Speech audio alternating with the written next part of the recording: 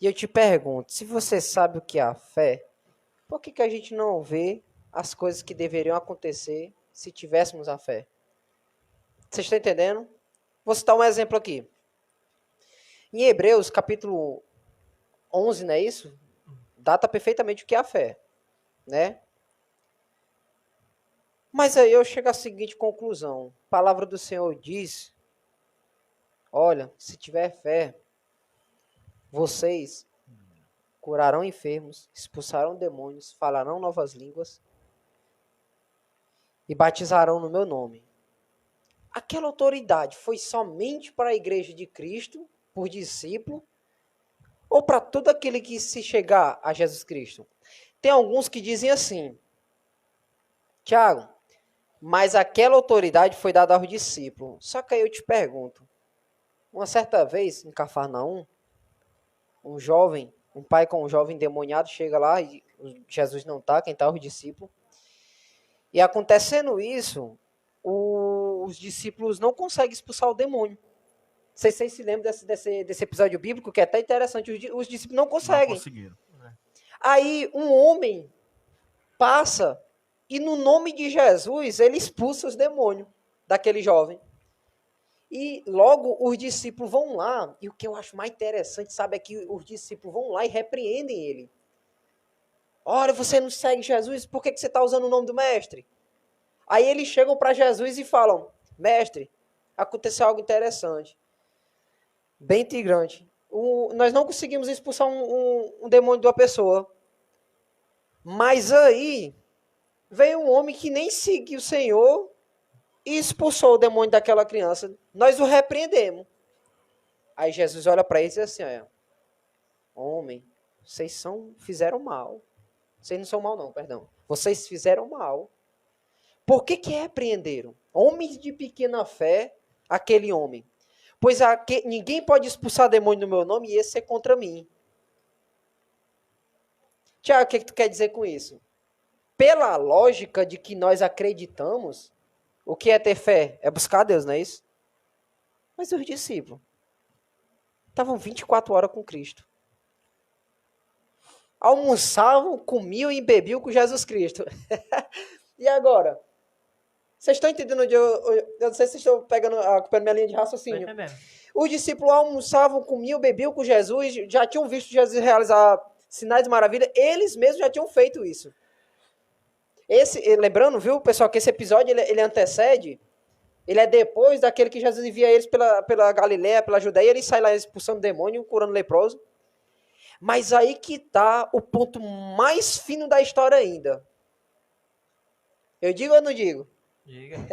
Aproveitar essa roda de conversa para a gente falar mesmo, né? Ainda em Cafarnaum, um centurião romano chega para Jesus e diz assim, meu servo está morrendo.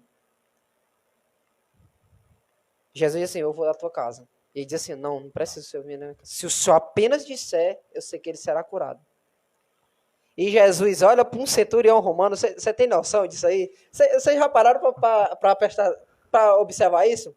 Olha, deixa eu ver aqui se vocês vão entender. É a mesma coisa de eu pegar um preso, pronto, eu prendi aqui o cara por roubo. Aí eu levo para a delegacia e chego dentro da delegacia, cheio de policial, delegado, juiz ali, eu digo assim, olha, não tem homem mais justo que esse aqui que eu estou levando. Vocês estão entendendo? Jesus pega um centurião romano, com certeza devoto de vários outros deuses, contanto que ele até diz para Jesus não entrar na cadeia, porque ele não é digno por causa disso, só Deus sabe o que tinha na casa daquele homem. Aí Jesus olha para aquele cara, no meio da comunidade judaica, que no dia do sábado não puxava nem uma cadeira, porque estava arando a terra. Os discípulos que deixaram tudo para seguir eles, assim, olha, ninguém tem mais fé do que esse homem. Em toda Israel. A gente está falando de um país inteiro, Israel. Agora, eu lhe faço essa pergunta novamente. O que é ter fé? Será se a gente tem o conceito verdadeiro de fé? Porque algumas pessoas devotas de outras religiões, claro que a gente Eu falo isso com todo respeito à sua pessoa que nos acompanha. Eu acredito que tenha pessoas que derivam de outras religiões, de outras crenças. Nós queremos aqui mostrar o nosso devido respeito e toda a nossa admiração por vocês. Aqui é uma roda de conversa, né, Alex? A gente tá só expondo coisas que acontecem, porque no nosso conceito de fé, o milagre é para acontecer no nome de Jesus Cristo. Mas muitas das vezes não acontece. Mas uma pessoa que vai daqui pro Quixadá de pé, acontece o milagre. Mas por quê? Aí eu volto, mas o porquê? E agora, irmão Lucas, o que é a fé? Será se nós estamos igual os discípulos de Jesus? Andando com ele ainda não entendemos direito o conceito de fé, enquanto o povo lá fora já entendeu o que é ter fé? O que é ter fé? E aí, irmão Lucas, você quer ter fé? Ainda bem que você perguntou, Lucas, porque se você perguntar, você vai dizer, meu irmão, eu tô até hoje estudando.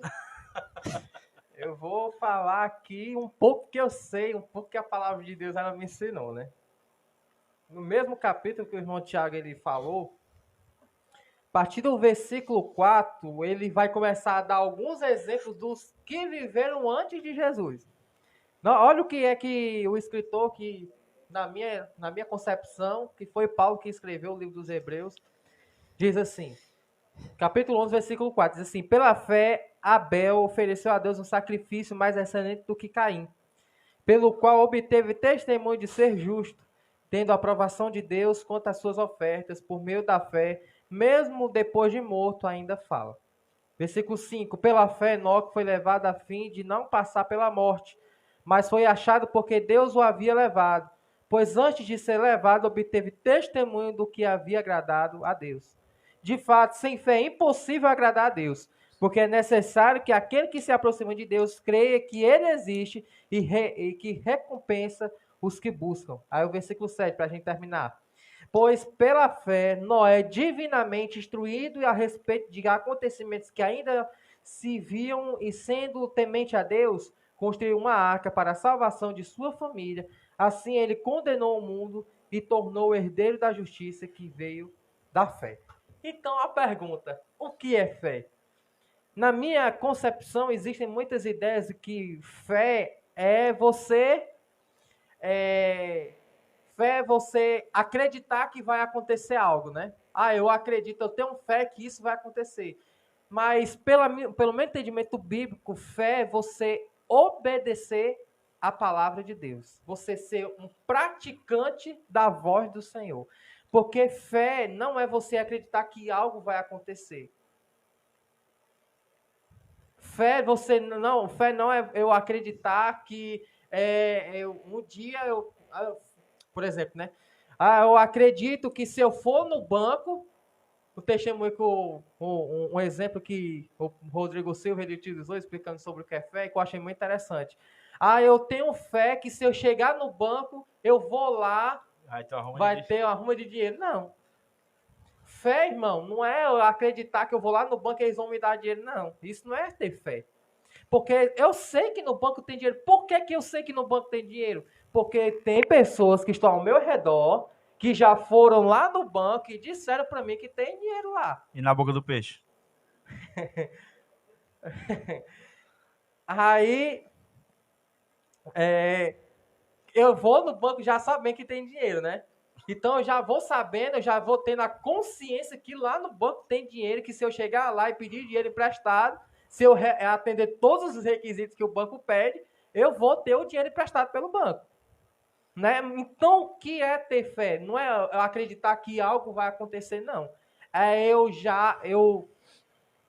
Qual é o termo que eu posso utilizar para não confundir mais ainda? É eu praticar aquilo que eu recebi de Deus. Podemos dizer assim, o que foi que Abraão escutou de Deus? Sai do meio da tua parentela e vai para a terra que eu te mostrarei. Fé não é Abraão acreditar que era a voz de Deus. Abraão foi o pai da fé porque ele obedeceu a voz de Deus. Abraão ele foi o pai da fé não simplesmente porque ele acreditou que era Deus que estava falando com ele, mas ele foi o pai da fé porque ele obedeceu aquilo que Deus tinha falado para ele. Por que foi que Noé obteve fé? Porque Noé obedeceu a voz de Deus. Deus falou, Noé, você vai construir uma arca desse jeito, dessa forma, assim. Deus instruiu todo o jeito para ele fazer. Por que foi que Noé, como o versículo está dizendo, ele obteve fé? Por que ele teve fé? Porque ele obedeceu a voz de Deus. Ele foi um homem obediente. Da mesma forma foi Abel. Da mesma forma foi muitos outros homens de Deus. A fé acaba partindo do princípio de atitude, né? E não, Exatamente. porque quando se fala de fé, traz logo uma coisa invisível na nossa mente, mas na verdade a fé, ela hoje é mais visível do que invisível. Só abrindo aqui um parênteses para quebrar o gelo, o Alex falou sobre o peixe de Jonas, não é isso? Não. O problema não é o peixe, Pedro. não. É o peixe do Pedro. Ah, o Pedro. peixe de Pedro, não é pra você que você ia falar o de Jonas. Que eu já ia falar, o problema não foi o peixe de Jonas, qual foi o peixe, que peixe engole ou não engole a pessoa. O problema é Jonas, quando chegou em casa, explicar para sua esposa que passou 3 dias, 3 noites fora de casa, que é um peixe engolido eles. Eu acho que esse foi o problema maior para Jonas. Acredito que deve ter sido mesmo. Foi chegar em casa e dizer assim, não, mulher, eu tava assumindo que um peixe me engoliu. Jogou lá em Nínive. Esse foi o problema maior. Mas é interessante isso que o Lucas falou, porque o problema é que as pessoas vão lá e vão e fazem. Que nem o centurião. Será que o centurião acreditava mesmo? Ele só foi e fez. Se o senhor disser, eu sei, acabou. E ele foi. E o discípulo não. O discípulo, vixe, será? Se vai levantar? Será que vai ser curado? E o cego de Jericó? Um exemplo muito bom, né? É. E a mulher do fluxo de sangue? Por que foi que o cego de Jericó ele teve fé? Não é porque ele acreditou, não é porque ele simplesmente ouviu falar que Jesus ia passar ali. Mas foi porque ele teve a atitude de falar: Jesus, filho de Davi, tem misericórdia de mim. Foi por isso que ele teve fé. Da mesma forma, a mulher do fluxo de sangue, como você mesmo citou o exemplo aí. A mulher do fluxo de sangue, ela ouviu falar. O texto é bem claro de dizer que ela ouviu falar de Jesus. Né? O texto é bem claro de dizer que um certo dia ela estava lá e ela ouviu falar de Jesus. E o que foi que aconteceu? Aquela mulher criou dentro dela uma esperança tão grande que ela teve a atitude de ir por meio do povo, da multidão, mesmo sabendo que ela poderia ser rejeitada e até mesmo qual é a palavra, meu Deus, que fugiu agora da minha mente?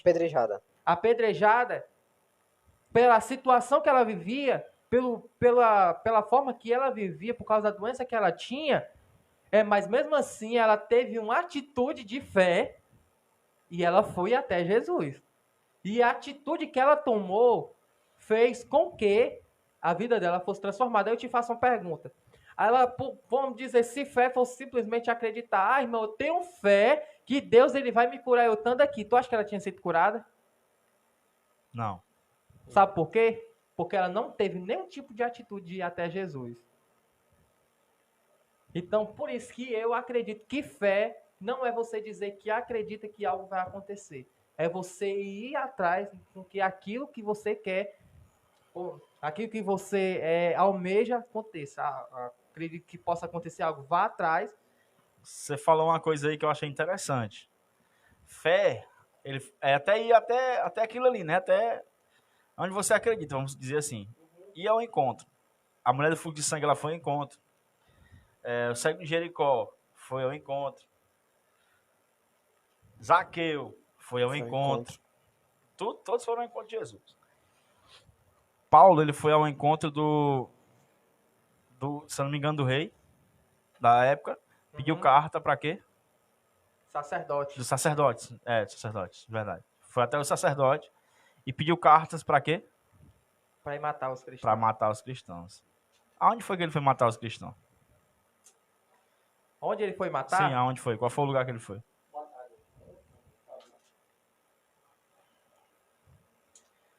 Diga aí, irmão Lucas. Onde foi? Lugar. Ai, meu Deus, agora fugiu da mente.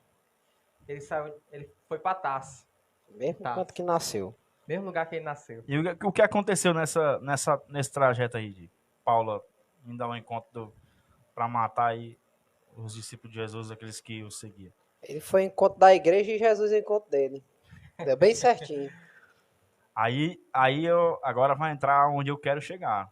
É onde eu quero chegar e vai entrar no tema de fé. É onde vai entrar o sistema de fé. Paulo, ele vai ao encontro daqueles que seguem a Jesus para matá-los. No decorrer do caminho, Jesus aparece para ele, se manifesta a ele, aparece a ele, ele fica cego. E ele vai até a cidade de Tarso, né? De Tarso. Tarso. E fica lá por 3 dias. Quem foi que foi até Paulo para o curar? Ananias. Quem? Ananias. Ananias. Acho O que que foi uma palavra muito forte, Alex. Quem foi que foi empurrado até lá? Porque Não.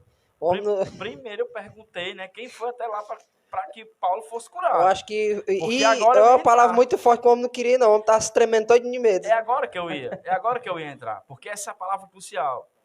Quando se fala de fé, cara, Obediência. e aí? Ele temeu, né, cara? O Ananias, ele temeu, ele ficou com Quem era medo. Ananias? Ele era o quê? Ele era um apóstolo, era? Não, né? Não. Ele era um Ele era um irmão um normal. seguidor normal. Um seguidor de Pronto, Jesus. Jesus. Mas não era simplesmente um seguidor, não, né? Vamos dizer assim, né? Não. Deus tinha. Não. Eu confesso pra vocês, particularmente, que eu não tenho tanto conhecimento sobre a pessoa de Ananias. Mas pelo você ver a forma com que Deus se manifesta a ele, manifesta a usa ele, Algo você vê que ele diferente, não né? é uma pessoa normal. Ele parece muito, sabe com o quê? Com um profeta, sabe? Só que a gente sabe que Pois é. os profetas foram até a cruz, mas o jeito dele se comportar, sabe? De Deus falar, me lembra muitos profetas do Antigo Testamento. Por consagração, né? Isso, vai, e ele lá e bota a mão, tudo. Consagração. Né? Esse é o diferencial. E ele vai instantaneamente? Não. Não. Ele praticamente questiona Deus, né? Pronto. É isso que acontece hoje, nos dias de hoje. Deus manda fazer algo e nós Questionamos. questionamos. É Aí verdade. o que é a fé? Se nós questionamos aquilo que Deus manda fazer. Verdade. Verdade. Interessante porque Ananias, Deus ele fala, eu acredito que foi algo ali tão expresso, a voz de Deus tão expressa na vida de Ananias. Aí eu vou entrar em um assunto. Não acredito que foi a voz literalmente de Deus falando com ele. Falando com Ananias ali. E Ananias, eu acredito que Ananias, eu acredito não, tá na Bíblia. Ele ficou surpreso quando Deus falou com ele acerca de Saulo, né? Que agora não é mais Saulo, agora o nome dele vai ser Paulo. Né? Aí o Ananias ele fica surpreso e pergunta a Deus: mas Senhor, esse homem ele é um perseguidor da igreja. Esse homem ele vai me matar. Eu acredito que mesmo Deus falando com Ananias, como bem falou o irmão Alex, ele foi morrendo de medo. Rapaz, eu vou, mas vou ficar com o pé atrás aqui.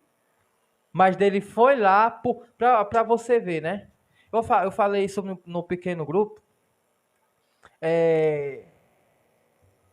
E isso ficou na minha mente, que a gente estava ontem falando sobre nós sermos usados por Deus.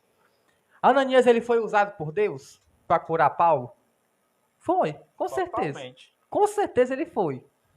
Porque Deus usou Ananias para curar Paulo da cegueira e usou Ananias para batizar, impor as mãos ali na cabeça de Paulo e ele ser batizado com o Espírito Santo, né? Falar em novas línguas. E ontem eu falei algo no pequeno grupo que isso ficou na minha mente, que eu achei muito interessante. Porque por mais que eu seja um homem pecador, Deus ainda me usa, né? E teve uma história que eu até contei no pequeno grupo, quando a gente encerrou, que foi um certo pregador, que isso foi uma história real, de fato foi uma história real. É um certo pregador, ele vivia no adultério. Ele pregava nas igrejas, ele sempre era convidado para pregar nas igrejas, e ninguém sabia que ele era um homem adúltero, né? Vivia no pecado do adultério. E uma certa vez, ele fez uma oração a Deus e disse assim: Senhor, o Senhor sabe que eu vivo no adultério, mas mesmo assim o Senhor me usa. Será se o Senhor mudou? Ele fez uma pergunta para Deus. Aí, tudo bem. Aí ele foi pregar numa igreja. Aí Deus, ele usou uma irmã no meio da igreja e disse assim: olha, hoje eu vou te usar para salvar vidas, eu vou te usar para curar e eu vou te usar para a gente ser batizado com o Espírito Santo. Desse jeito. E da mesma forma que a irmã falou, aconteceu. O irmão, ele pregou uma palavra poderosa. Poderosa. Aí quando ele estava indo embora, ele fez a mesma oração ao Senhor. Ele disse assim: Senhor, eu sou um homem que vive no adultério, no pecado do adultério. Mas mesmo assim o Senhor ainda me usa. O Senhor mudou. Dessa vez ele não perguntou mais, ele afirmou. O Senhor mudou. Aí quando ele chegou em casa, ele estava dormindo, quando foi de madrugada, ele se acordou. E com certeza ele teve uma visão, ele viu como se fosse um anjo com a espada de fogo na mão, dizendo assim, o Senhor, ele nunca muda. O Senhor, ele nunca muda. Ele é o mesmo Deus, como diz lá no livro de Hebreus, capítulo 3, versículo 8, ele é o mesmo Deus de ontem, Deus de hoje, e será o mesmo eternamente. E pelo fato daquele homem ter dito que Deus mudou, por ele ter como se ele achasse que Deus estava aceitando o pecado dele, ele morreu. Ele morreu. Naquele mesmo instante, ele morreu. Aí o que é que eu quero trazer dentro desse assunto que a gente está falando, né? Ananias, ele questionou a Deus, mas